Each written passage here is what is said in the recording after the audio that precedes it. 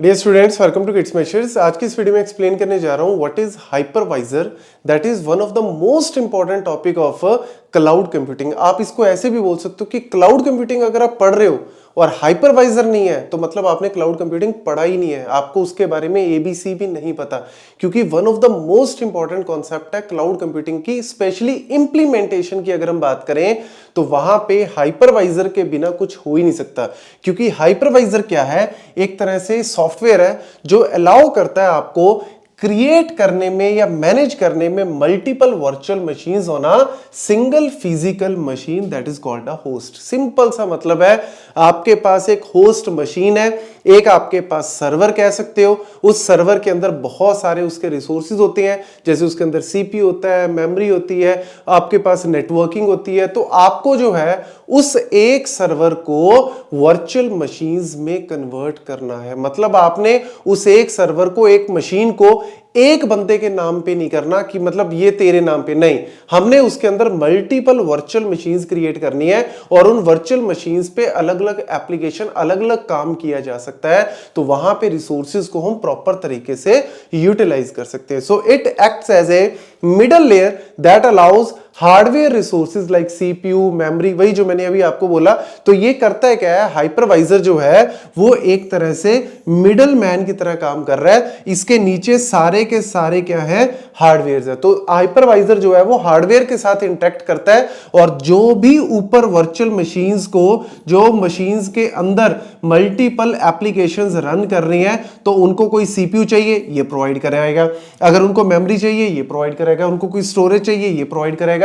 तो एक तरह से आप इसको एज ए ऑपरेटिंग सिस्टम भी समझ सकते हो। ऑपरेटिंग सिस्टम तो आपने पढ़ा है, नहीं पढ़ा तो आप चैनल की वीडियो पे जाके गेट्स मेशर पे ऑपरेटिंग सिस्टम पढ़ लो, क्योंकि वो भी बहुत इंपॉर्टेंट है क्लाउड कंप्यूटिंग को अच्छे से समझने में। वहां पे भी हम क्या बोलते हैं, operating system is like a intermediator, जो कि यूजर और हार्डवेयर के बीच में इंटरमीडिएटर की तरह काम करता है। ऐसे ही आपका ये है, यहां पे हमारे पास क्या है, virtual machines, multiple machines run हो रही हैं, जिनके अंदर एप्लीकेशंस जो हैं वो रन हो रही हैं। उनको जो जो रिक्वायरमेंट चाहिए हाइपरवाइजर कहता है मैं अपने आप आपको प्रोवाइड करके दूंगा। इसको आप सिंपल सी रियल लाइफ एनालॉजी से समझ सकते हो। जैसे आपके पास एक लैंड थी, आपने वो लैंड एक बंदे को डेडिकेट करने की बजाय आपने क्या किया, उस लैंड के ऊपर इस तरीके से 5 स्टोरी बिल्डिंग बना दी। तो ये क्या है, एक बिल्डिंग है जिसके अंदर मल्टीपल क्या है, फ्लोर्स हैं, फ्लोर 1, फ्लोर 2, 3, 4, 5, ठीक है। अब यहां पे ये जो पूरी की पूरी बिल्डिंग है, ये जो पूरी की पूरी जगह है, जमीन है, इसके ऊपर जो ये बिल्डिंग है, इसका अपना क्या है, इसके अंदर कोई ना कोई, जैसे आपकी इलेक्ट्रिसिटी की सप्लाई है, वाटर सप्लाई है, मेंटेनेंस है या अदर एमिनिटीज है, तो ये सारी क्या है, कॉमन है। तो ये आप पूरी की पूरी जो ये बिल्डिंग है, इसको आप समझ सकते हो एज ए होस्ट मशीन। आपकी जो सर्वर है उसको आप एक तरह से ही समझ सकते हो। उसके अंदर हमने क्या बना दिया, एक कोठी बनाने की बजाय या एक बंगला बनाने की बजाय हमने उसके अंदर इस तरीके से 1, 2, 3, 4, 5 अपार्टमेंट्स बना दिए। अब ये जो हर एक फ्लोर पे एक अपार्टमेंट बनाया है, इसको आप मान सकते हो as a virtual machine, virtual machine, virtual machine, virtual machine, virtual machine, जिसके अंदर अलग अलग लोग रह सकते हैं। अलग अलग गेस्ट ऑपरेटिंग सिस्टम को आप इसके अंदर अलग ऑपरेटिंग सिस्टम को इंस्टॉल कर सकते हो। इसमें लिनक्स कर दिया, इसमें यूनिक्स कर दिया, इसमें विंडोज कर दिया, इसके अंदर मैक कर दिया, कोई मोबाइल ऑपरेटिंग सिस्टम कर दिया, जिसके अंदर आप मल्टीपल एप्लीकेशंस को रन कर सकते हो। तो वो आपके क्या होंगे, इसके अंदर जो आपके गेस्ट ऑपरेटिंग सिस्टम है उनको आप टेनेंट की तरह समझ सकते हो। तो यार कौन सा टेनेंट क्या है, कैसे वो यूज करेगा इस बिल्डिंग को, अपने फ्लोर को कैसे, एक मैनेजर तो चाहिए ना जो सारी चीजों को मैनेज करे कि भैया प्रॉपर इलेक्ट्रिसिटी तेरे पास भी आए, तेरे पास भी है, तेरे पास भी वाटर, तेरे पास भी, तेरे पास भी एमिनिटीज, तेरे पास भी। तो वो जो मैनेजर है, वो लैंडलॉर्ड आप कह सकते हो इन सब का, वो जो लैंडलॉर्ड है वो क्या है, आपका हाइपरवाइजर है। तो आप इस चीज को इस तरीके से समझ सकते हो। तो हाइपरवाइजर के बिना तो मेसी हो जाएगा ना काम, इसीलिए हाइपरवाइजर की जरूरत पड़ती है सबसे ज्यादा। और ये आप एग्जांपल्स नोट करो, सबसे ज्यादा यूज होने वाले आपके VMware हो गया, माइक्रोसॉफ्ट ने जो बनाया, और Oracle ने सिट्रिक्स, ये नाम आपको पता होने चाहिए, इंटरव्यूज वगैरह में पूछ सकते हैं।